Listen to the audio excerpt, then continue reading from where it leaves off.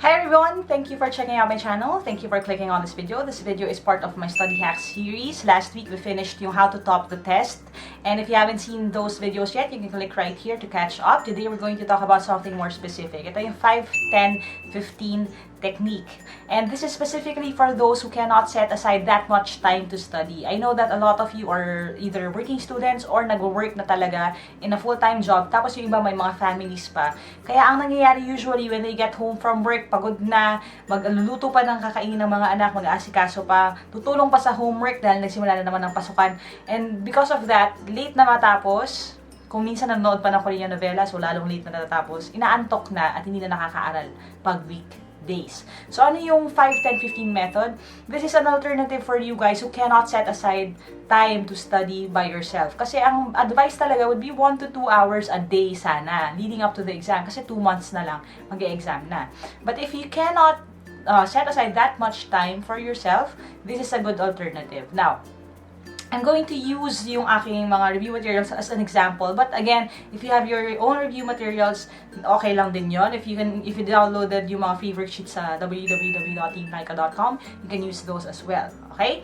So, ano yung 5, 10, 15 method? Ito yung gagawin ninyo pag weekdays. So, for 5 days, weekdays, Monday, Tuesday, Wednesday, Thursday, Friday, 5 days, you have to study regularly for those 5 days. Now, I know pag weekends kasi yung iba, nahihirapan na humanap ng oras na yung mga anak. Kasi syempre buong araw nasa bahay yung mga bata. Pero at least for the 5 days na pumapasok kayo, make this part of your daily routine. Okay? So, 5 days. For 5 days, 10, ibig sabihin, you answer 10 questions a day. Okay? Now, I know it sounds big, it sounds like a lot, but it really isn't kasi those 10 questions will just take you 1 or 2 minutes each naman. Okay?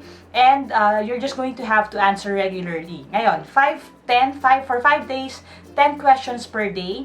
And then yung 15 is you have to study for 15 minutes a day. Now, it doesn't look like much. I know that a bunch of you are working full-time and are working for the government. Now, in most government offices, meron silang morning break na 15 to 30 minutes. And then you have lunch break, which is 1 hour. And then after that, you have 15 to 30 minutes din uli na break sa afternoon.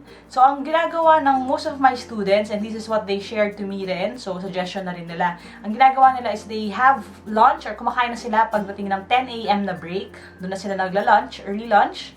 And then pag lunchtime, they set aside that 1 hour of break time na supposedly kakain ka to study. And that is what they do. So 15 minutes.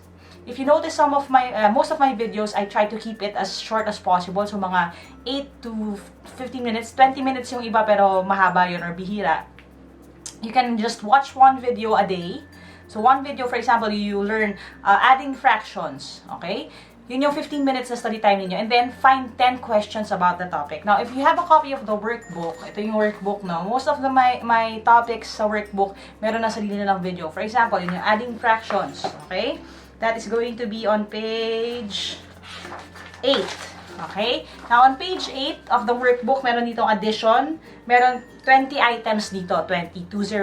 So, what you could do would be watch the video on adding fractions. That is your 15 minutes of study time. And then answer 10 questions from the workbook. And then, that is your study time for 1 day. The next day, you can watch naman yung subtraction ng fractions na video. That is your 15 minutes of study time.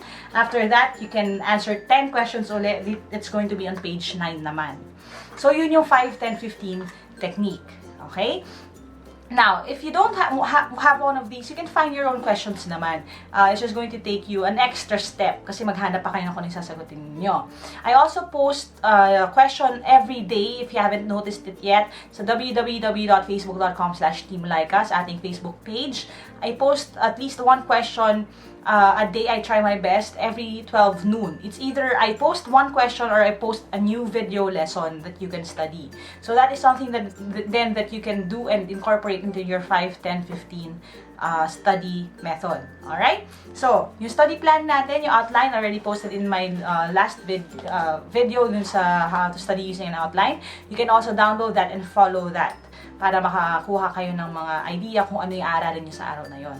Okay? So again, for 5 days, answer 10 questions a day and have 15 minutes of study time. It doesn't look like much kasi Those are the times, yung mga oras na yan, ginagamit lang natin either to take a nap, or manood ng Korean novela, or makipagkwentuhan, or makipagchismisan minsan sa office. So instead of doing all those things, ang gagawin nyo na lang is to focus on your studying, at least hanggang matapos lang yung exam. Okay? So who is with me? If you're going to follow the 5, 10, 15 method, make sure that you like this video, share this with your friends para matulungan din sila. And as always, if you want a copy of the review materials, you can go to www.facebook.com/Team Lyqa. Subscribe to this channel, hit the bell icon para malaman nyo as soon as yung video posts. And we're going to talk about the practice test booklet din really soon. So, ang suggestion ko lagi, weekdays, 5, 10, 15 technique, and then weekends. This is what you use for the weekends if you have these. So, thank you guys for watching. God bless you. And aja, kaya niyan. I'll see you on my next video. Bye for now.